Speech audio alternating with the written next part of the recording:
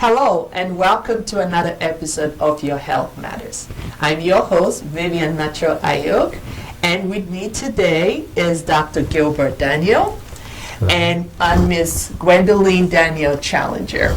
Nice to be here. Today we're going to be talking about misconceptions about diabetes.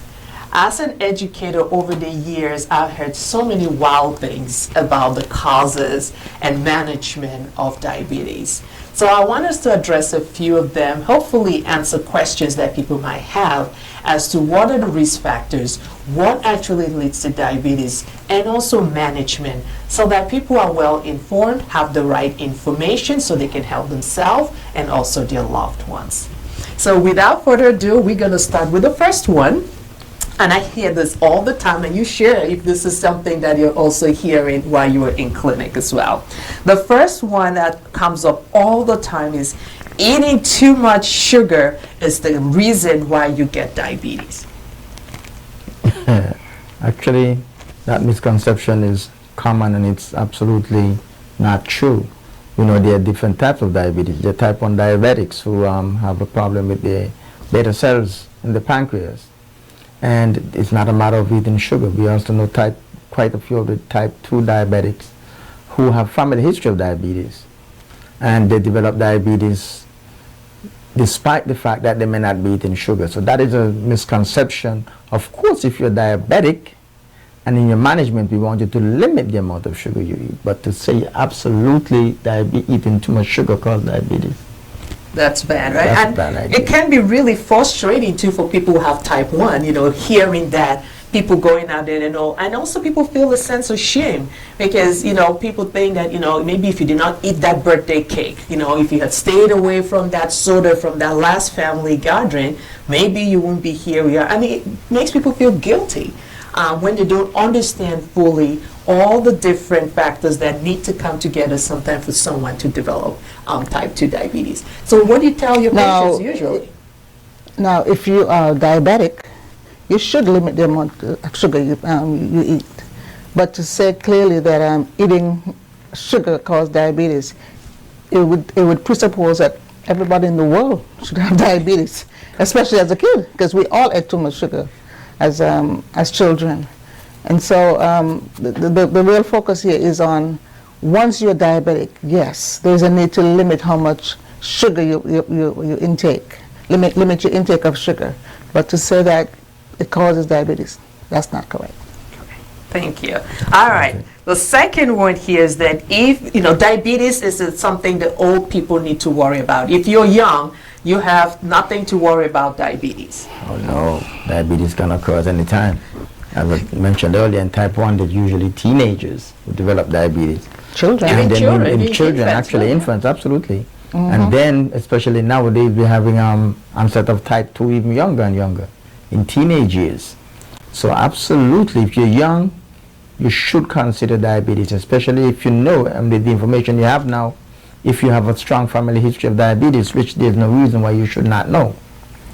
Because you should be asking questions.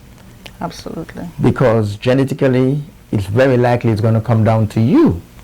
So then you should be careful of how much sugar you intake. All right, we're back at that sugar again. Another thing I think that's common is not every family is comfortable discussing history. I know, the certain cultures where you don't talk, adults don't share. But you mentioned that you should know. So I think this is something that family members should really think about. This is something that is going on, especially have 1 or 2 generations, in the family who have diabetes. That is something that is shared. So people are aware of their risk earlier on, and also making sure that when we're talking about lifestyle changes, it's done as a family, and not that people, get diabetes and they're isolated. So I think culturally, we really need to address this issue of not sharing, that silence that we see sometimes. Silence is not golden. Yeah. When it comes to it, it's not golden at all. And thankfully, with social media and generation, where are we now? X, Y, Z, Z? I can't keep track I don't even know. But they are, this generation actually, they want to know. They're asking more questions. I think the older generation, there were so many things that were kept in secret. No one said anything about so many different things. So people were dying, families would die from diseases, and no one would know what they died from because people just didn't talk. And I think that was more so in our communities of color. Exactly. You know, Absolutely. Communities of You kept color your pill under your pillow, I guess, and no one even knew, you know. Exactly. And the other thing is, I think that has helped a lot is there's so much on television. Even the pills, they're showing the name of medications, you know, on the television. So you know, now when people see at home, see a bottle, you can actually know what your mother has by looking at the bottle. So things have changed a whole lot, which is good. The Gen Z would Google just about everything. Yeah, now, Google. So Yeah, we need to mention Siri. Google and Siri. Absolutely. Absolutely. Correct. And that takes me to the next one, which is if a person, the next misconception, is a person with diabetes feels okay, that means they're okay. Not at all. Feelings, when patients are doing well, we will really love when they say they feel well. But really, feeling okay does not mean you're okay, because oftentimes there are no symptoms related to where the numbers are. There are patients who will come in the office and you ask them, and they've been doing it. Actually, they've been eating more than they should because they think that they feel so well. Only to realize that the A1C, hemoglobin A1C is in the double digits, and they're losing weight. Actually, they even brag sometimes about losing weight, not knowing that diabetes is catabolic. It breaks them down, and the weight loss is because the diabetes not being controlled. So no. And you know, for me, one of the things I notice in our program, when we actually have patients come in and show us how to check their sugar levels, a lot of the time that first numbers is 200-300s, and they feel great. They walked in there looking great, feeling well great, dressed, and not realizing. I asked them how often, they're like, well, I can't remember the last time I checked my blood sugar because I've been feeling good lately. Yeah. And I have to really break down and say, how you feel is not always an accurate way of measuring how controlled your diabetes is or if your sugar levels are in target. So, and we have newer technologies now. I know pricking your finger is never fun. No one enjoys it, and I've tried it a few times as a teaching experience, and it's not fun. It's not fun. It's not. But we have much newer technologies now, continuous glucose monitoring. Can you talk a little bit about that, Dr. Daniel? Well, we have the two devices on the market. We have Dexcom.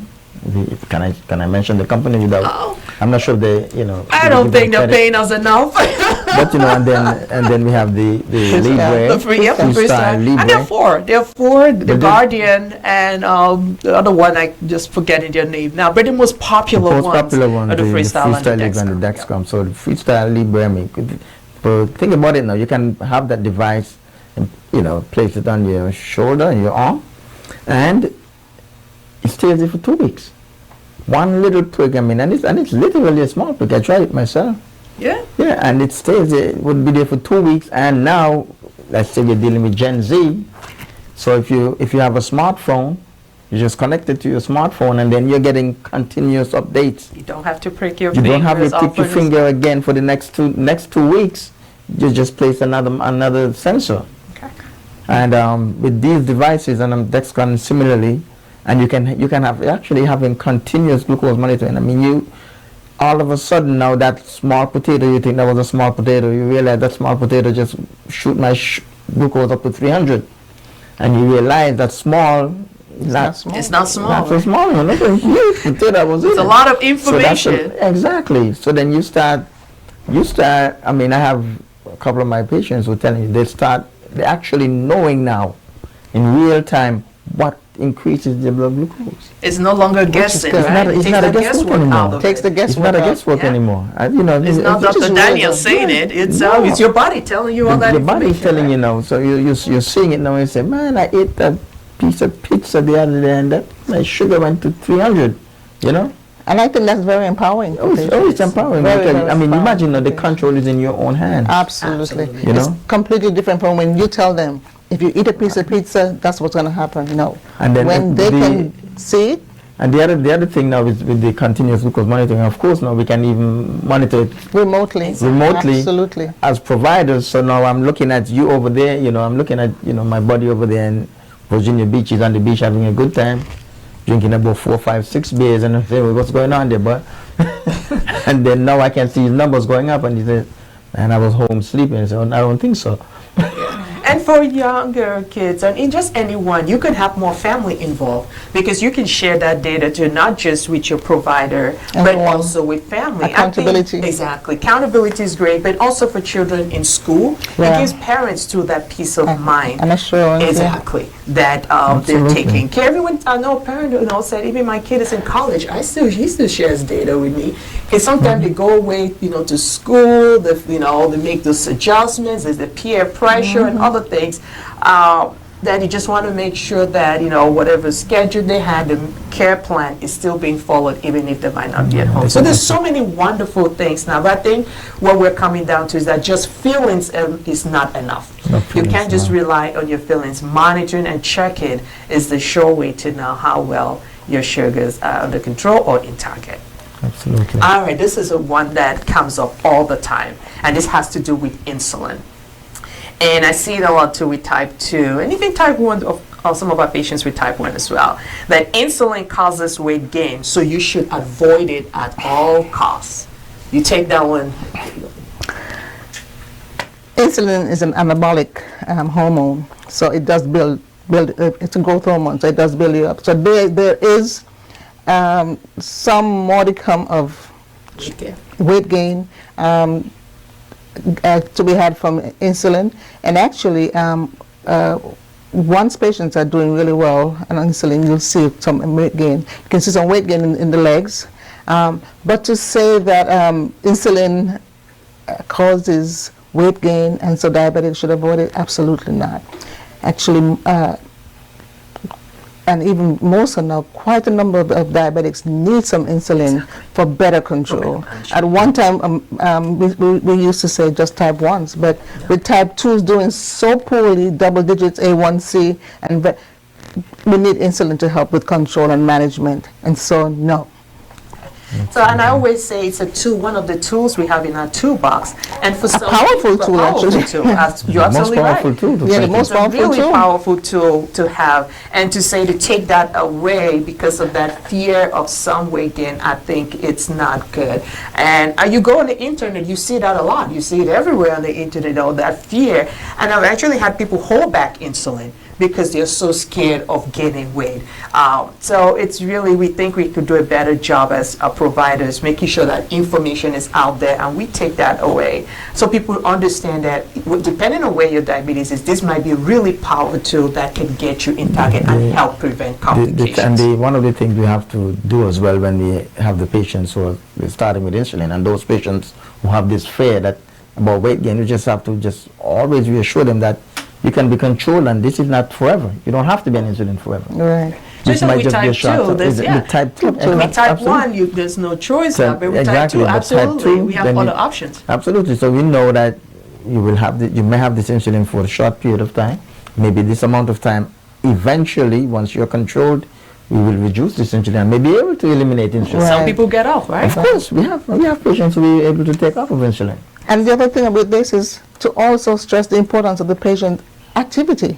Don't just say that insulin causes weight gain and you do nothing. No, diabetics are encouraged to increase their activity. Go walking 2-3 times a week, exercise, everything actually that helps reduce your weight. Right. So the burden, right? Exactly. Cool. I love that. All right, here the next one here we're gonna talk about has to do with smoking, right? We hear this a lot. Oh, smoking causes cancer, but you don't have to worry about it if you have diabetes. It does not increase your risk for complication. What do you say, Dr. Daniel? Smoking increases the risk, of course. One of the bigger problems we have with smokers now is the hardening of the arteries. Okay? But the peripheral artery disease is rampant. Of course, coronary artery disease as well. The heart has to work harder. Correct. So it's then if you develop in peripheral vascular disease and peripheral arterial disease, your diabetes is going to be a whole lot more difficult to control anyway. Absolutely. Okay? Diabetes is a risk factor for those as well, for heart disease. Yep. Diabetic is increased. So whoever would say that, it's just a matter of us as providers providing the necessary education to our patients to let you know that if you're going to be smoking, which in my book, I've never seen any benefit from smoking, personally, but, some people do it. We don't have a lot of patients do it, but we just have to educate them that this is one of the habits you may want to break. Exactly. To better manage your diabetes. Smoking actually increases, worsens every disease that it comes in contact with.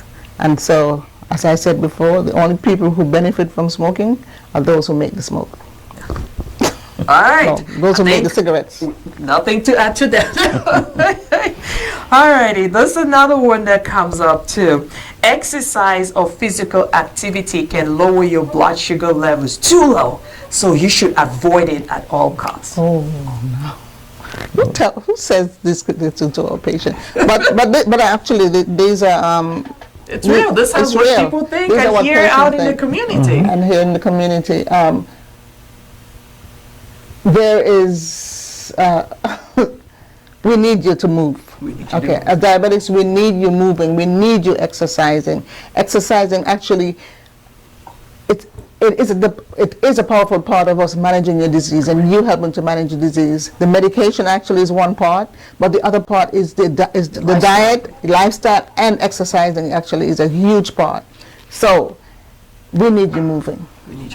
I mean, there is, of course, some truth to it that, when your sugar level is already, kind of in the low range and you go try to run for 3-4 hours, absolutely. There is some risk. But it's about explaining, making sure people take the necessary precaution before they go out for prolonged activities, or if you're going to be doing it for a long period of time, that you take the necessary precaution, which is checking, making sure you have a healthy snack with you if it's needed.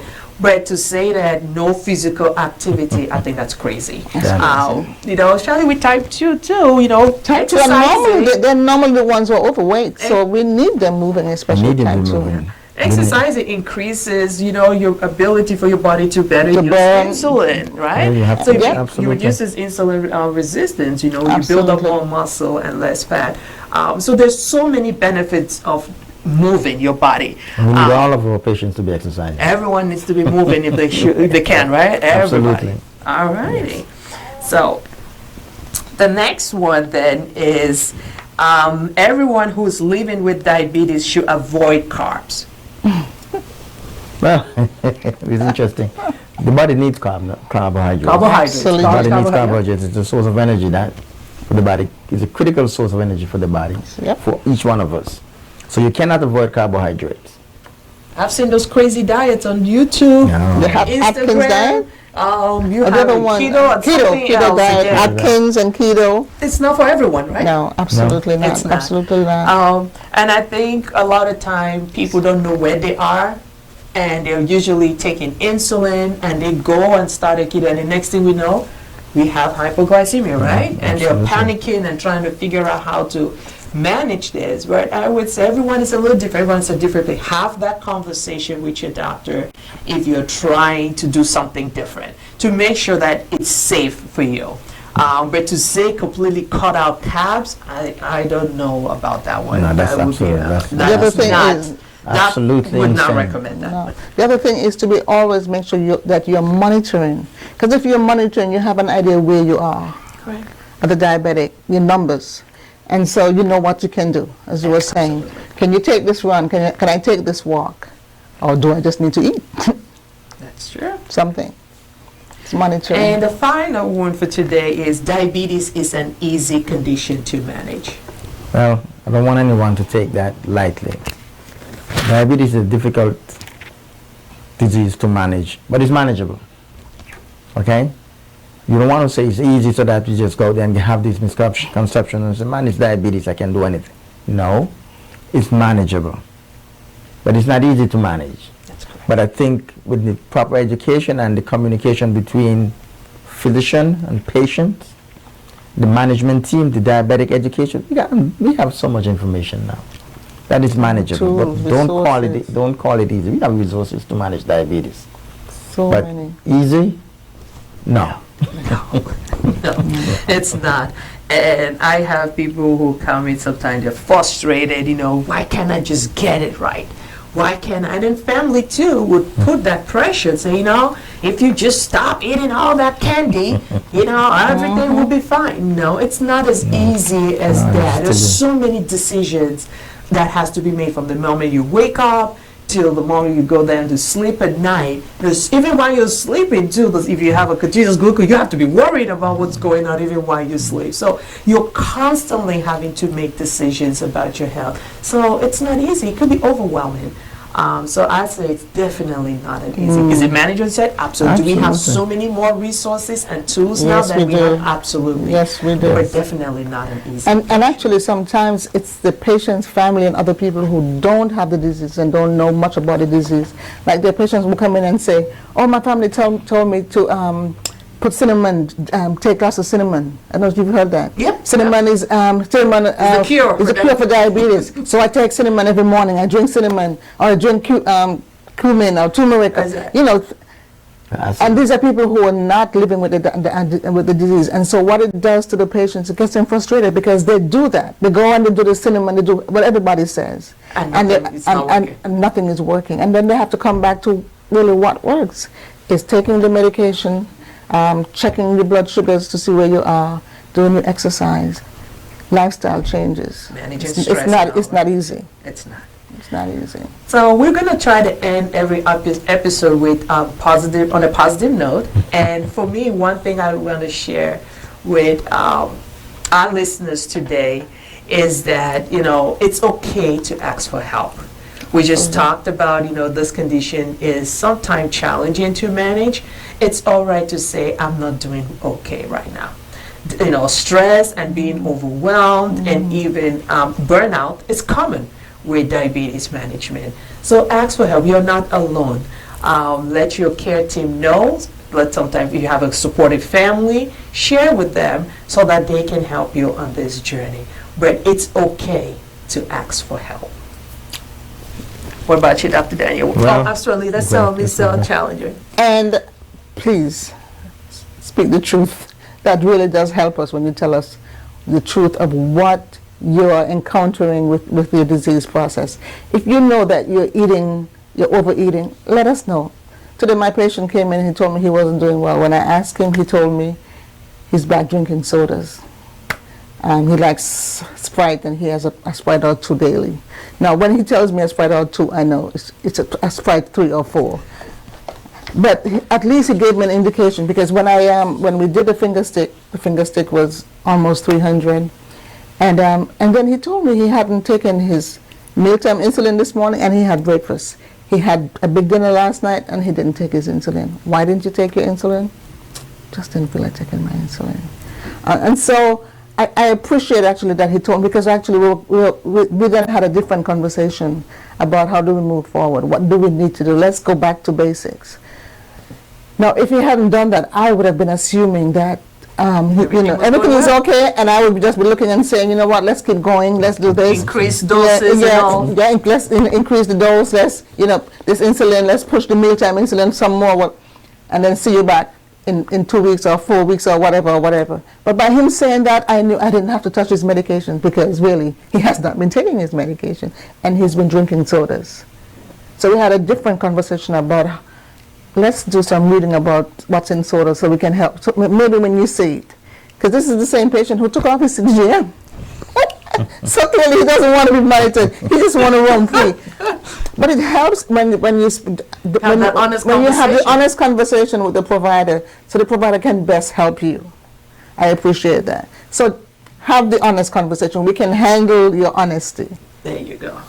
What about you? To mention something too about insulin before the recording of the show, and that insulin does not equal losing a leg. Absolutely. An amputation, and that's actually one of the misconceptions that often comes to the office. As soon as the patients are not doing well, and we're getting A1C near 10 and above, double digits, and we're saying, okay, we need to add an insulin to help with better management. It's completely different. It's a wall. A wall comes up, right? So then, it's like the end of the world, the right? end of the world. The end is near. And when you push and ask the question, so and all they can think about the person who they know on insulin and who lost a leg. One toe, they said one toe, then two toe, then a leg, and they're associating the fact that they were on insulin when they lost the limb. Exactly. So insulin does not include losing a limb. Actually, taking the insulin as prescribed will prevent you from losing a limb. Thank you. Dr. Daniel, one thing you want to leave our listeners with? Actually, on that note, insulin and diabetes does not equal dialysis, especially for my brothers out there. Insulin, diabetes does not equal dialysis. I'm not going to be in that chair 3 hours for 3 days a week. Oh no. And then they give up. We can manage this thing. Okay. We have a lot of resources, a lot of information. We have resources, and we have those monitors now. Exactly. Oh, brothers, Put you it don't in have a to. place. You don't have to prick your finger 3-4 times a day anymore.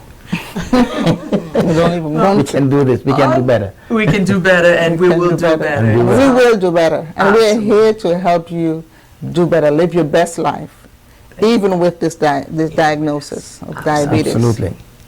So that concludes our show. Thank you so much, Dr. Danielle, Ms. Gwen Danielle Challenger. I appreciate you all sharing your insights, what happens in clinic. And please share your questions too. If you want, you have any questions after listening to this show you want our experts on the team to take care of, please send your questions, feedback around future shows and things that we should discuss. We'd love hearing from you.